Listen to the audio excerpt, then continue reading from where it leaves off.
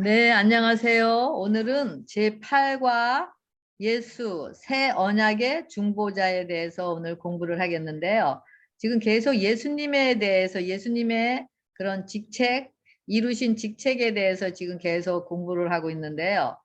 여기 제목에 보면은 예수 새 언약의 중보라 그랬어요. 새 언약이 있다라는 것은 그 전에 그냥 옛것이 있다라는 의미인 것을 알 수가 있습니다. 그리고 기억절은 히브리서 8장 6절. 그러나 이제 그는 더 아름다운 직분을 얻으셨으니 그는 더 좋은 언약, 약속으로 세우신 더 좋은 언약의 중보자시라. 그러면서 이번 주에 총 제목이 예수 새 언약의 중보자입니다.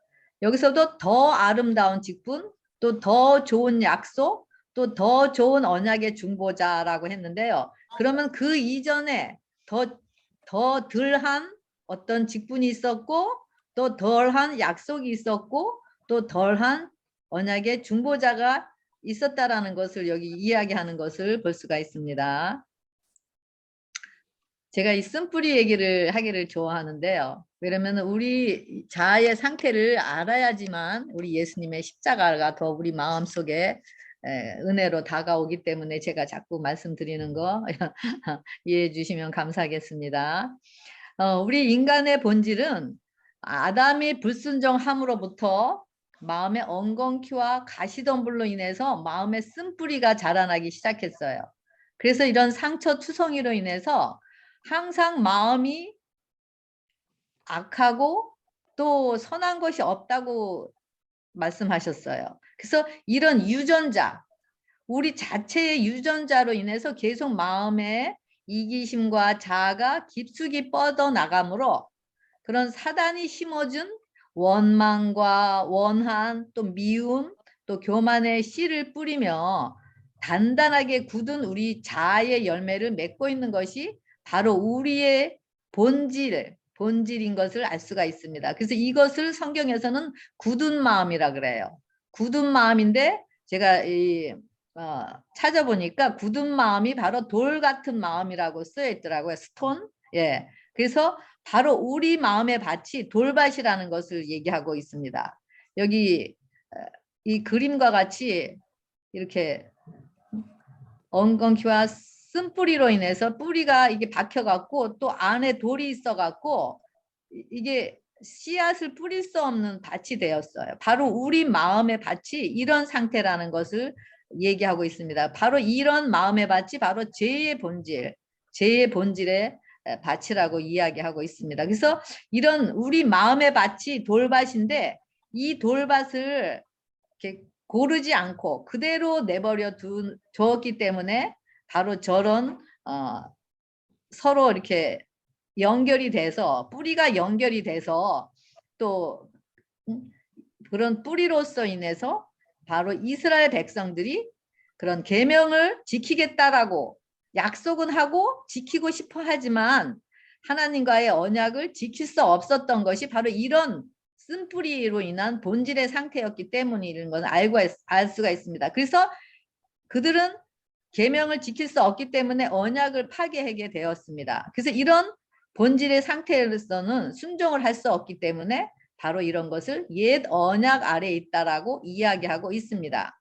그래서 돌밭같이 단단한 그런 굳은 마음을 기경하여 성령으로 의의 씨를 우리 심령 가운데 심어서 또 그래서 예수님이 흘리신 그 사랑의 피로 우리 심령에 물을 주어 씨가 잘 자라게 하는 것이 바로 새 언약의 중보이신 예수님이십니다.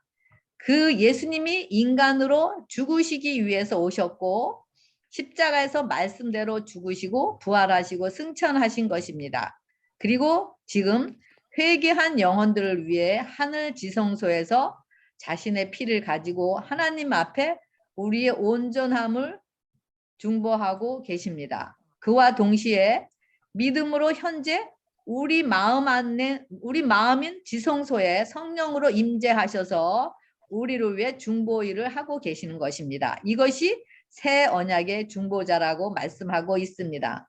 그래서 우리가 회개하고 예수님을 우리 안에 영접하면 우리는 새 언약의 중보자이신 예수님을 모신 것이 된 것이 되고, 또 중보의 힘을 입어서 은혜 안에서 천국을 누리면서 살게 되는 것이 우리인 것을 알 수가 있습니다. 그래서 이런 죄의 본질을 가진 자들이 에게 자아 굴복, 자아 포기를 통해서 새 피조물이 됐을 때 바로 이렇게 될 수 있게 하신 것은 바로 예수님께서 이 땅에 인간으로 오셔서 십자가에서 죽으시고 부활하시면서 승천하셨기 때문에, 우리 중보자로서 일을 하셨기 때문에 우리가 이런 과정을 통해서 새로운 피조물로 거듭날 수 있다는 것을 이야기하고 있습니다.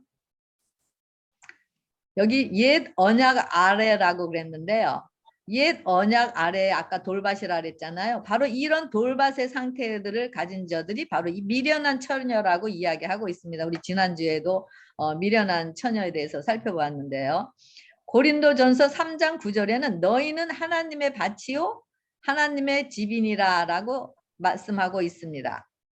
그래서 이 미련한 처녀들은 진리를 굉장히 존중하고 옹호하고 또 성경의 지식도 많이 있고 굉장히 열심히로 헌신하고 아주 정말 눈에 보기에는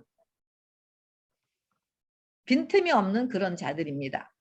그렇지만 이들은 성령의 역사에 순종하지를 않았습니다. 그리고 반석되시는 예수님 위에 떨어져서 그런 옛 성질을 깨트리려 하지 않았습니다. 그리고 그렇기 때문에 그리스도께서 마음에 거하실 수가 없었고, 그런 자신이 죄인지를 모르기 때문에 자신들을 하나님께 바칠 수 없었고, 그리고 이런 자들은 죄가 얼마나 흉악한지를 모르는 사람들입니다. 그래서 사랑을 모르는 사람들입니다. 그래서 우리 보고 하나님께서 우리가 하나님의 밭이고 집이라 그랬는데, 바로 말하면은 하나님께서 우리 안에 거하시는 집이고 밭이라 그랬는데, 이 밭이나 집을 관리하지 않으면 정말 나중에는 쓸모없는 곡식을 농사 지을 수 없는 밭이 되죠. 쓸모없는 밭이 되죠. 그리고 집도 사람이 거할 수 없는 집이 되죠. 그래서 바로 이것이 돌밭의 상태, 바로 마음의 이기심의 돌이 자리 잡고 있어서 좋은 씨가 뿌리를 내리지 못하도록 마음이 완고해지고 그것의 성장을 저해하는 악의 열매를 맺게 되는 것을 이야기하고 있습니다. 그래서 선천적인 이기심의 바위가 그 이 땅 속인 우리 마음 안에 깔려 있는 상태, 바로 이런 자들은 미련한 처녀들의 상태, 바로 돌밭 상태라고 하는데요. 이런 미련한 처녀들은 그리스도 대신에 자신을 의지하고 자아 존중, 자존심을 세우면서 회개는 하되 마음에 온전한 굴복이 없는 신앙을 하는 상태를 이야기합니다.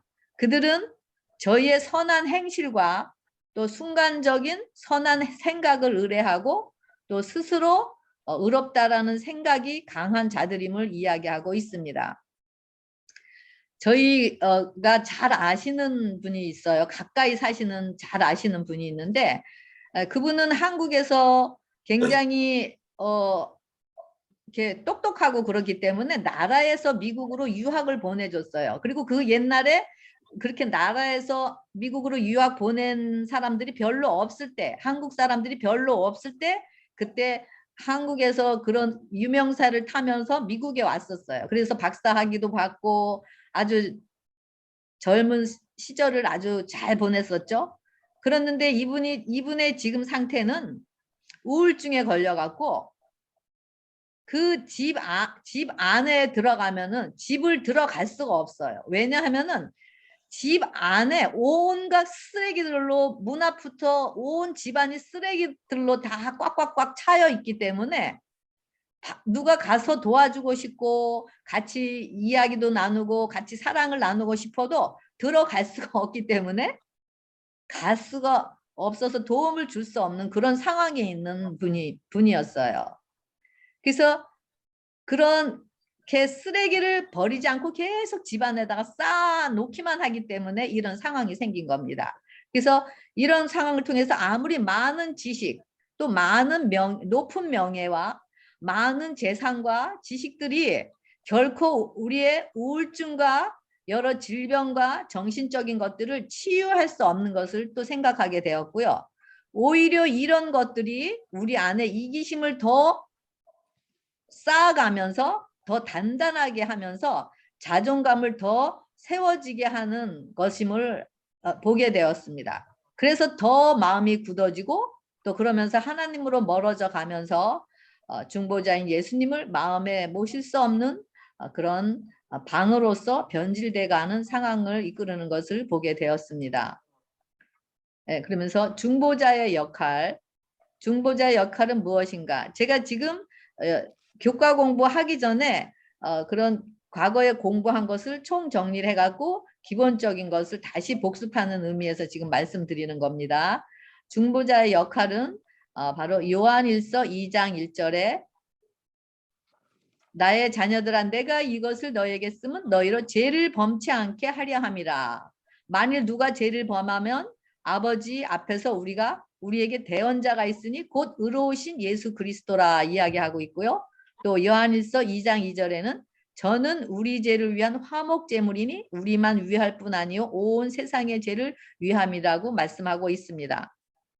우리가 죄와 상관없는 자들로 죄를 성령의 능력으로 이기는 자들로 하기 위해서 예수님께서 우리의 화목제물이 되셨고 또 세상 죄를 지고 가는 어린 양이 되셨습니다. 그래서 로마서 8장에는 그리스도 안에서는 결코 정죄함이 없는 자들이 되겠다라고 말씀하고 있습니다. 그 이유는 죄와 사망에서 생명의 성령의 법이 우리를 해방시켰기 때문입니다.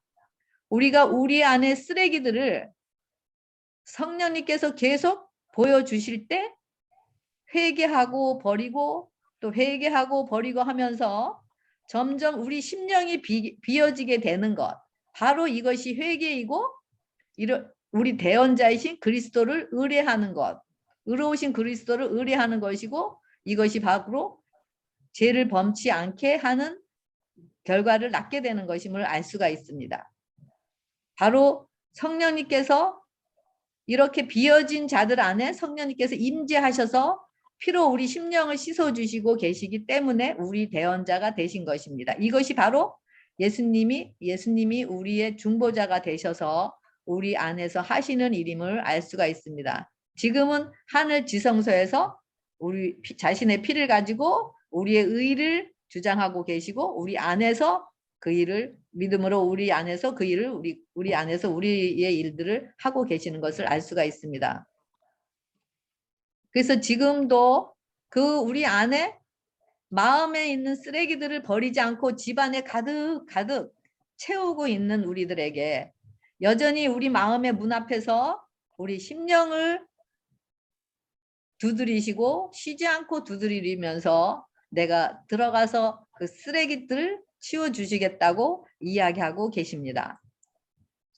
이 교과 공부가 이제 제목인데요. 총 제목이 예수 새 언약의 중보자이고 일요일에는 새 언약의 필요성, 그 다음에는 새 언약의 특징, 수요일에는 새 언약에 있는 더 좋은 중보자, 또 수요일에는 새 언약에 있는 더 좋은 중보자. 아까는 참 화요일이네요. 그리고 새 언약에 있는 더 좋은 약속, 그 다음에 새 언약이 마음의 문제를 해결함 이렇게 되어 있는데요.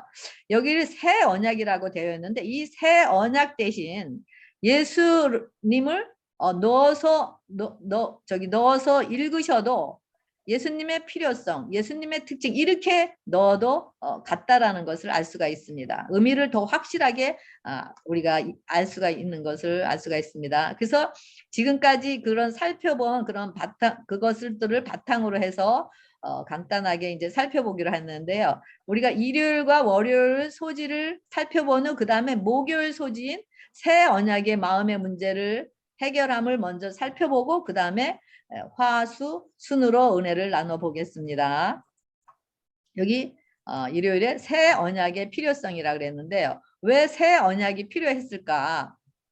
예 언약이 있었는데 히브리서 7장 11절부터 19절에는 레위 계통의 제사 직분으로 온전함을 얻을 수 없고 또 계명이 연약하고 무익하고 폐하였기 때문이고, 또 육신에 속한 계명의 법이었기 때문에, 또 인간의 본성으로 율법을 지킬 수 없기 때문에, 또 지상에서 직분을 행한 제사장은 하늘에 있는 것의 모형과 그림자로서 봉사를 했기 때문이라고 나와 있습니다. 그래서 여기서 계명이 연약한 것은 계명 자체가 뭔가 부족하고 또 연약하고 문제가 있다라는 의미가 아니고, 이스라엘 백성들과 같이 계명을 지키겠다고 하나님과 언약을 맺었는데도 우리의 본질로서는 지킬 수 없는 사람들이고, 또 그 돌판의 계명을, 그 돌판에 쓴 계명을 불순종함으로 언약을 자꾸 깨뜨리는 사람들이기 때문에, 이런 그 계명이 아닌 사람들을 보고 연약하고 무익하다고 이야기하는 것임을 알 수 있습니다. 그래서 구약 시대의 모든 제사는 하늘 지성소에서의 중보하시는 것을 바로 더 좋은 일의 그림자일 뿐이라고 히브리서 10장 1절에 이야기하고 있습니다. 왜냐하면 동물의 피로서는 온전한 속죄와 구원을 이룰 수가 없어서 불완전하기 때문입니다. 그래서 예수님께서 자기 피로 영원한 속죄를 이루시고 단번에 성소에 들어가신 것입니다. 그래서 예수님의 피로 마음의 계명이 새겨져서 율법을 지킬 수 있기 때문에 새 언약이 필요했던 것입니다. 첫 번째 언약의 문서는 하나님에 의해 돌판에 기록되었으며, 돌판에 기록된 문서는 깨질 수 있었다고 말씀드렸죠. 그리고 또 예레미야 시절에 또 두루마기에 기록된 것도 또 찢겨져서 불에 태워질 수가 있었습니다. 그래서 그들은 계속 굳은 돌 같은 이기심의 본질의 마음을 가지고 있었기 때문에 언약을 지킬 수 없었던 것을 알 수가 있습니다. 그래서 그렇기 때문에 그들은 옳은 일을 행할 수가 없었습니다. 그러나 새 언약에서는 하나님께서 사랑의 법인 십계법을 사람들의 마음속에 기록하시고 그 법이 우리 안에서 통치하시기 위해서인 것입니다. 이것이 바로 하나님의 나라 천국이 되는 길이고, 이것이 새 언약으로 이끄신 이유인 것입니다. 새 언약의 필요성인 것을 알 수가 있습니다. 여기 첫 언약, 옛 언약을 이렇게 총 정리를 해놨는데요. 이 첫 언약, 옛 언약은 바로 성령의 부재. 성령의 부자라는 것은 바로 짐승의 피를 일시적인 피를 의지했다라는 것을 알 수 있습니다. 그리고 이것은 돌비에 새겨졌어요. 그리고 모형이고 하늘에 있는 것들의 모형이고 중보 그림이고, 또 의의가 없어요. 의의가 없기 때문에 계명에 순종이 되지가 않는다라는 걸 알 수 있고, 또 문자적으로 성령의 부재이기 때문에 문자적으로만 지켜질 수가 있고, 이거는 레위 지파에 속한 것임을 알 수가 있습니다. 그래서 여기 도표의 첫 언약, 즉 돌밭의 상태에서의 상황을 볼 수가 있습니다. 죄는 그 다음에 두 번째 날 새 언약의 특정. 그러면은 새 언약의 특징은 무엇인가? 히브리서 8장 10절부터 12절에 주께서 이르시되 그날 후에 내가 이스라엘 집과 맺을 언약은 이것이니 내 법을 그들의 생각에 두고 그들의 마음에 이것을 기록하리라. 나는 그들에게 하나님이 되고 그들은 내 백성이 되리라.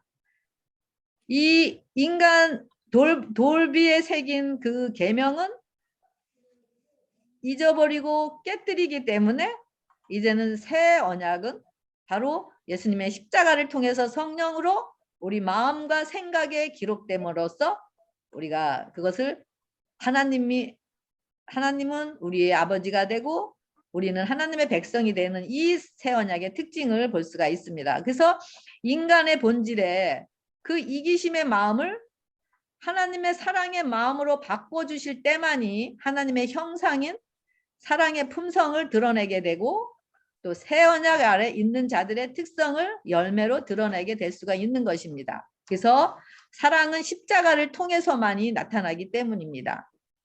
히브리서에 나타나는 새로운이라고 얘기를 했는데요. 이 새로운 것은 바로 하다샤라고 하는데 갱신과 완전히 새로운이라는 두 가지 뜻을 나타내고 있습니다. 그래서 옛것으로는 지킬 수 없기 때문에 십자가를 통해서 새롭게 새 언약이 지켜지게 한 것을 이야기하고 있습니다. 그렇다고 계명에 문제가 있다라는 건 아니에요. 계명은 같은 계명인데 사람 자체가 지켜질 수가 없기 때문에 그 사람의 마음을 본질을 십자가에 못 박고 다시 하나님의 형상으로 마음속에 예수님이 우리 안에 거하실 때 하나님의 형상을 드러내면서 율법의 요구를 이룰 수가 있다라는 것을 이야기하고 있습니다. 바로 이것이 굳은 마음, 즉 돌 같은 마음을 부드러운 사랑의 마음으로 재창조된 것을 이야기하고 있습니다. 이것이 바로 사망에서 옮겨 영생의 생명을 얻게 하는 언약인 것입니다. 옛 언약 안에서는 지킬 수 없는 본질인 자아를 못 박아짐으로 믿음으로 예수님이 우리의 중보자, 대치자가 되었기 때문인 것입니다. 모든 것들이 예수님이 우리의 생수의 근원이 되실 때 그 예수님으로부터 나오는 축복의 선물이지 우리로부터는 모두 다 나올 수 없는 것들임을 알 수가 있습니다. 이 사실이 우리의 믿음이 되고 우리 안에 이루어질 때 우리는 더 이상 옛 언약 안에 머물지 않게 되고 또 죄를 번복하는 일이 없게 될 것입니다. 이것이 은혜로 믿음으로 얻는 신의 성품, 즉 의인 구원의 선물인 것을 알 수가 있습니다. 이것이 또 새 언약의 특징이고요. 그래서 우리 목요일 소지를 먼저 하겠습니다. 새 언약이 마음의 문제를 해결함 그랬는데요. 여기 에스겔 36장 25절부터 28절의 말씀이 볼 수가 있습니다. 그래서 제가 요거를 정리해 놓은 게 다음에 있는데요. 먼저 맑은 물로 마음을 씻어 정결케 하고 그 다음에 정결케 된 마음속에 새 영과 새 마음을 주셔서 그 새 영과 새 마음에 성령님께 임재하시면서 그리고 우리가 율례를 행하게 되는 것, 이것이 바로 내 백성이 되고 너희 하나님이 되는 것, 이것이 아까 새 언약하고 같은 의미인 것을 볼 수가 있습니다. 여기 정리를 해놨는데요. 이 성소에 번제단하고 성소하고 지성소하고의 그런 것하고 같이 맥락이 그런 죄에서 어떻게 구원 얻는지의 과정을 이야기하고 있기 때문에 같이 여기서 나열을 했습니다. 먼저 25절에 물로 정결케 하고 그랬는데요. 이 물로 정결케 하는 것은 옛 본성, 또 더러운 우상, 굳은 마음을 씻는 것을 이야기하고 있습니다. 그리고 26절에 새 영, 새 마음을 부어주시는 것은 새로운 그릇이 되었기 때문에 새로운 그릇이 되었다라는 거죠. 그래서 정결케 하고 창조가 이루어졌고 재창조가 그리고 부드러운 마음이 이루어졌다라는 것입니다. 우리 마음속에 가득한 쓰레기가 비워졌다라는 것이죠. 그리고 성령으로 채워졌기 때문에 채워졌다라는 것이 얘기하고 있습니다. 재창조. 그리고 27절에 그곳에 그리스도께서 들어오셔서 이제는 성령의 임재하시는 곳에 그리스도께서 들어오셔서 모든 율법을 지켜지게 되고 믿음으로 순종이 되어지게 되고 또 하나님의 자녀가 되는 권세를 얻었고요. 그리고 하나님의 법이 지배하는 것을 알 수가 있습니다. 그리고 이 번제단도 똑같죠. 번제단 전에 그런 것을 통해서 자아, 이기심, 더러움, 우상을 십자가에 못 박는 거. 번제단은 십자가라 그랬잖아요. 십자가에 못 박았을 때 우리가 그 다음에 성소에서는 이제는 비어진 마음에 성령으로 말씀과 기도로서 계속 이런 영의 양식을 먹으면서 말씀으로 매 성장하는 과정을 알 수가 있고요. 그 다음에 지성소에서는 이제는 하나님과 하나됨으로 그런 율법이 지켜지고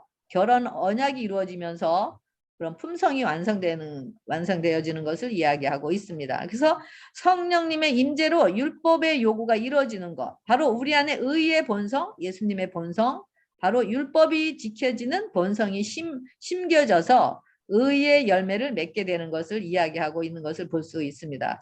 이런 과정을 통해서 율법의 완성이 되고 언약이 이루어지는 것입니다. 그래서 이럴 때 하나님의 정신과 사상을 드러나게 되는 것이죠. 즉 의의 씨이신 예수님이 우리 안에 들어오시는 과정인 것입니다. 이것이. 그래서 이런 과정을 통해서 고린도후서 5장 17절에는 보라 새 것이 되었더라.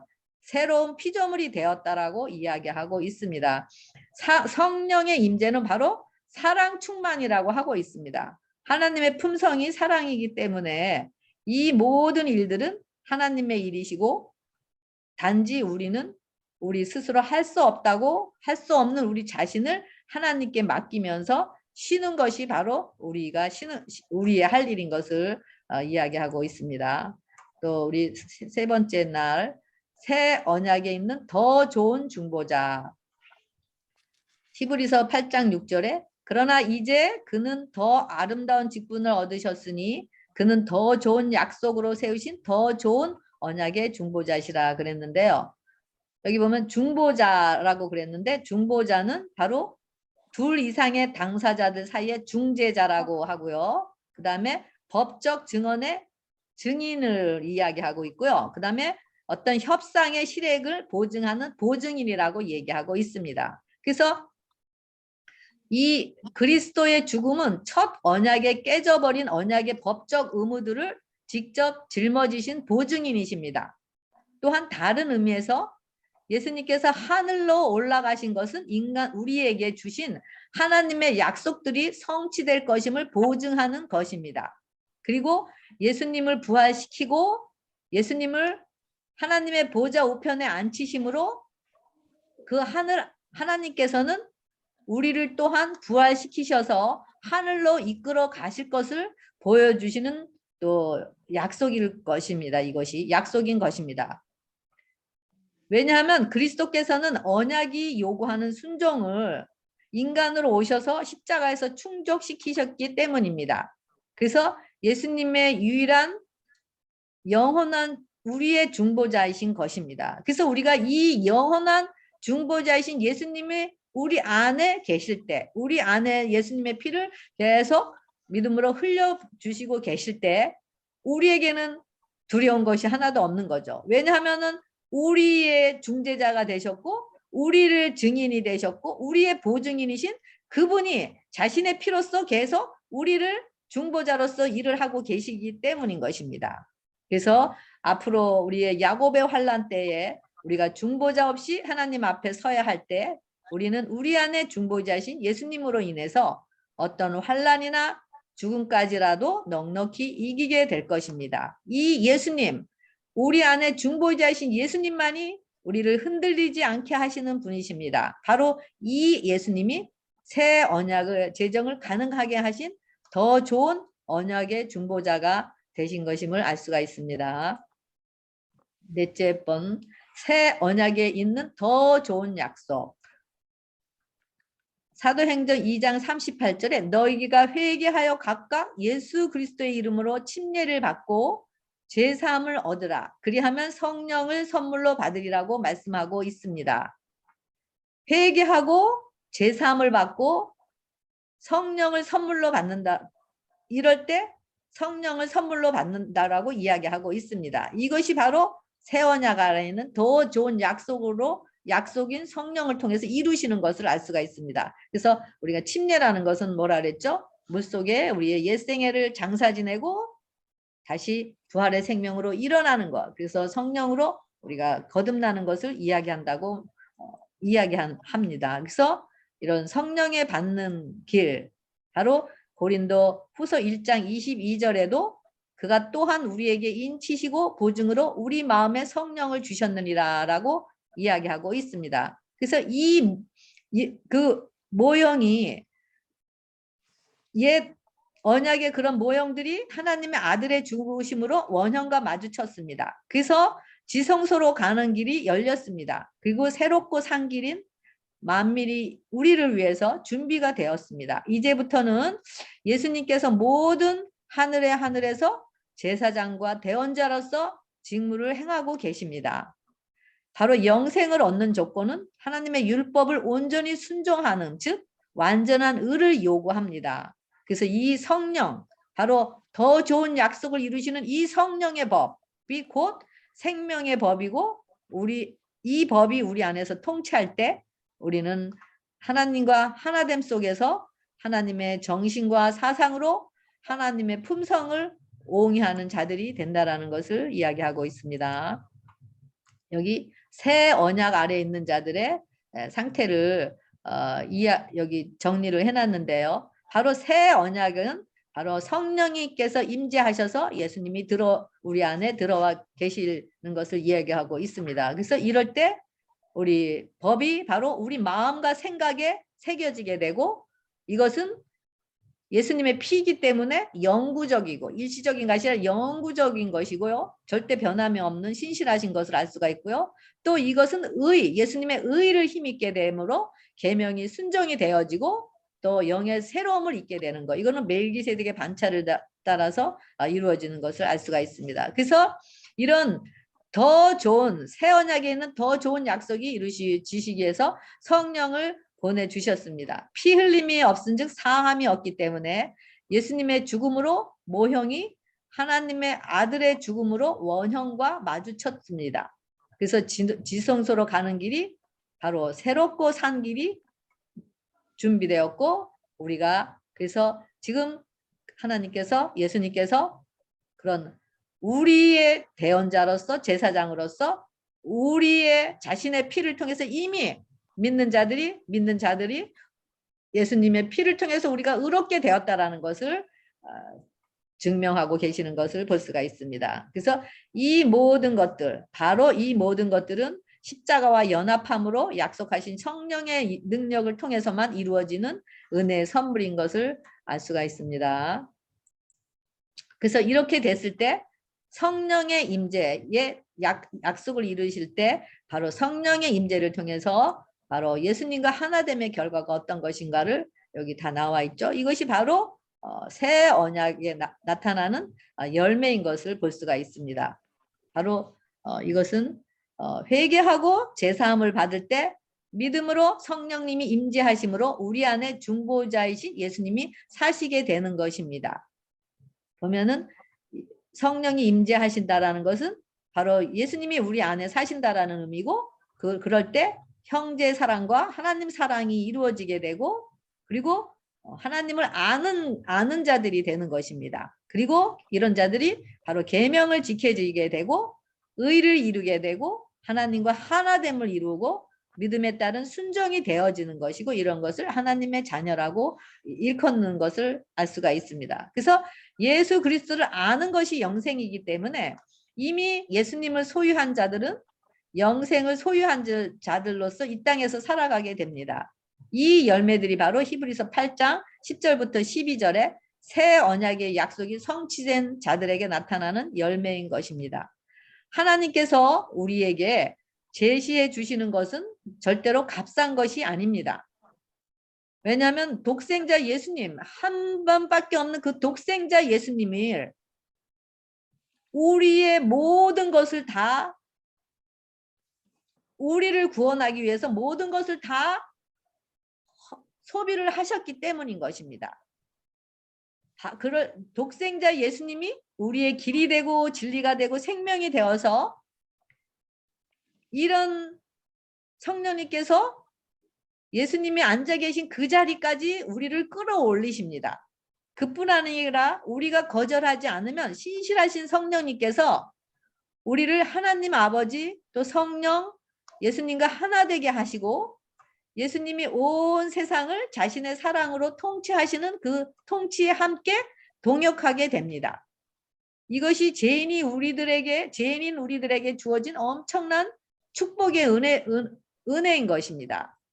아까 제가 말씀드린 그 친척 이야기를 말씀드렸잖아요. 그분은 정말 육적으로 우울증이 있어서 집안을 온갖 쓰레기로 차여 있어서 정말 손님들도 들어갈 수가 없고 또 손님들도 맞이할 수가 없어요. 그분은 육적으로만 그런 상태지만은 우리 본질을 가진 자들은 영적으로 다 이런 우울증과 정신질환으로 인해서 우리 안에 온갖 쓰레기, 이기심으로 낳은 온갖 쓰레기들을 잔뜩 품고 살아가면서 그 악취인 시기와 질투와 미움과 증오의 상처를 가득 채운 사람들이 바로 우리라고 이야기하고 있습니다. 그래서 우리 마음과 생각에서 나오는 것이 다 악하다라고 하나님께서 이야기하고 있습니다.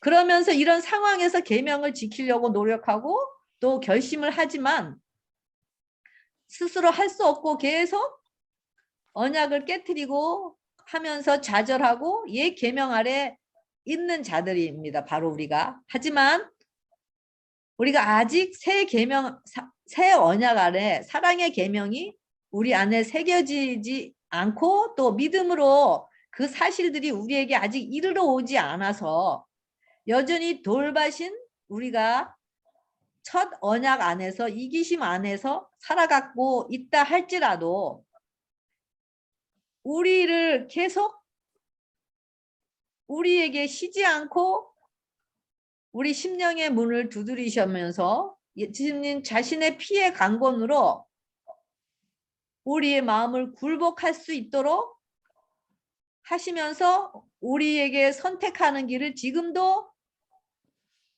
계속 그 일들을 하고 계시는 것을 얼마나 감사한지 모르겠습니다. 그래서 지금이 바로 우리의 은혜 받을 만한 때고 지금이 바로 그 예수님을 중보자이신 예수님을 우리 안에 영접함으로 우리가 영원한 생명에 이르도록 하시는 그 중보자이신 예수님의 그런 사역에 우리가 같이 우리가 믿음으로 받아들일 수가 있다라는 것을 얼마나 감사한지 모르겠습니다. 그래서 우리가 마음의 문을 열고 우리가 중보자인 예수님을 영접함으로 우리가 새 언약인 율법이 이루어지는 자들이 지금도 우리는 될 수가 있는 것입니다. 그러니까 우리가 핑계대지 못하도록 다 구원에 우리 모든 사람들이 다 구원에 이르게 하기 위해서 우리가 아직 연약하고 아직 죄인이고 아직 하나님과 원수되기 전에 자신의 사랑을 예수님의 십자가를 통해서 아들을 주심으로 다 행하시고 그리고 그 사랑을 우리에게 확증하여 주셨습니다. 그 사랑이 우리의 굳은 돌 같은 마음을 녹이셔서 부드러운 하나님의 형상으로 재창조하셨습니다. 이제는 우리 안에 자신의 피를 흘리면서 우리 안에서 선한 일들을 행하고 계십니다. 이 중보자이신 예수님과 선한 믿음의 싸움을 싸우면서 우리가 넉넉히 이기면서 하나님의 사랑의 능력을 증거하는 우리가 여러분과 제가 되길 바라면서 교과 공부를 모두 마치겠습니다. 감사합니다. 감사합니다.